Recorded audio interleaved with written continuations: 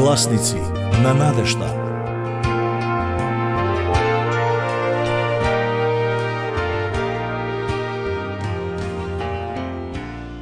Идејата за Бог за многумина е мистерична, посебно фактот дека Бог стана човек во личноста Исус од Назарет.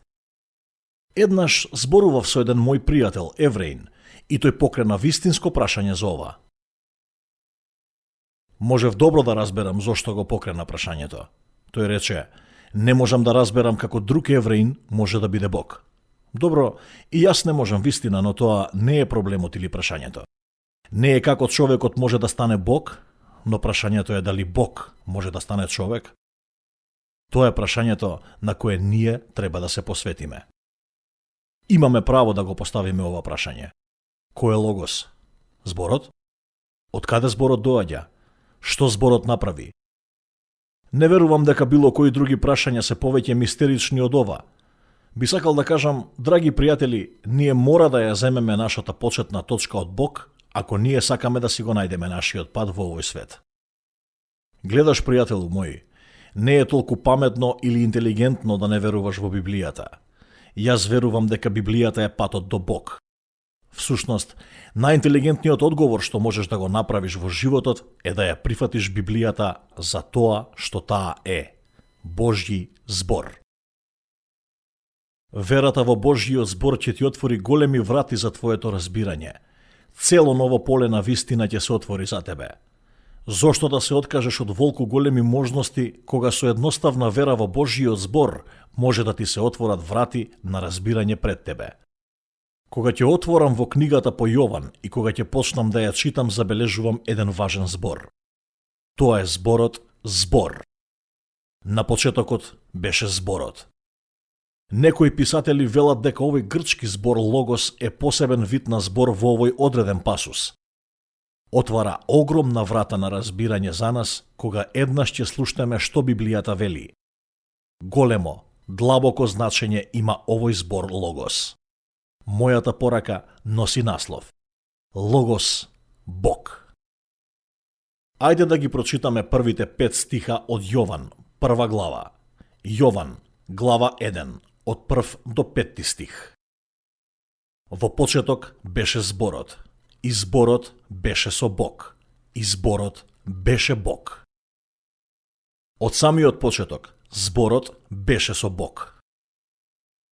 Се стана преку него, и ништо што стана, не стана без него. Во него беше живот, и животот им беше светлина на луѓето. И светлината свети во темнина, и темнината не ја опфати. Во овие 5 стиха писателот опишува 3 основни тврдења за зборот, за да не доведе до целосно разбирање. Еве неколку големи врати на разбирање пред нас. Првото тврдење. Зборот е Бог. Тоа е основното тврдење. Писателот продолжува да ја поддржува оваа можност со тоа што ни покажува дека зборот беше на почетокот. Кажано на друг начин, никогаш немаше момент кога зборот не бил. Со ова постојано се потенцира дека зборот е вечен. Причина за ова е тоа што ние постојано сме врзани со размислување за времето. Со минути, часови, денови, месеци, години и векови. Но зборот е Бог, затоа што тој беше на почетокот. Ова е доказ за тврдењето. Писателот продолжува понатаму со своето тврдење. Зборот е Бог, образложувајќи дека зборот беше со Бог. Логос беше таму покрај Бог. Тој беше во негово присуство. Тој беше таму, лице в лице со Бог. Морам да инсистирам, мои драги пријатели, за овој конкретен превод на параграфот, заради тоа што во моето проучување на грчкиот јазик во Новиот Завет имам откриено дека правилно да се преведе овој пасус е зборот беше Бог. Откривме слични вистини и во други пасуси, јасни и сигурни.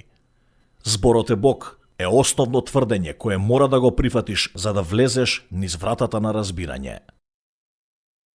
Второто тврдење е зборот е создател. Внимателно проучи го стихот 3.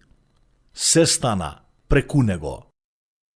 Тоа веднаш ни го разјаснува нашето разбирање за почетокот на настанот. Ова се нарекува зборот е создател на се, сите видливи и невидливи работи. Всушност, стихот продолжува понатаму каде што се вели: сите работи беа создадени од него. Ништо не беше создадено што беше создадено. Овој стих го утврдува тврдењето: зборот е создател. Ако ние отвориме во Битие 1, може да видиме како Бог ги создаде небото и земјата. Тој ги создаде сите работи. Тој создаде се. Дали е општ или детален во создавањето, важно е дека зборот е активен како создател. Третото тврдење е: зборот е откровител. Овој факт е утврден со заклучокот: животот беше светлина на човекот. Рационално, моќта да се размислува во човечката раса е светлина. Ние често алудираме на тоа како светлината на разумот и Бог не создаде нас, за да ја имаме оваа светлина на разбирање. Во него, зборот, беше живот и никаква доминантна темнина не може да ја совлада таа светлина. Темнината не ја опфати. Направени се многу обиди да се изгасне светлината, но поради тоа што тој е откровител, светлината се уште свети. Зборот откровител е нашето трето тврдење кое отвара голема врата на разбирање за нас. Во овие 5 стиха, со овие основни тврдења, ние мора јасно да видиме кој е Логос. Тој е Бог. Тој е создател. Тој е откровител. Сега, пријателе, од најголема важност е да ги прифатиш овие предлози, ако сакаш да разбереш за големите вистини на Библијата. Гласници на надежта.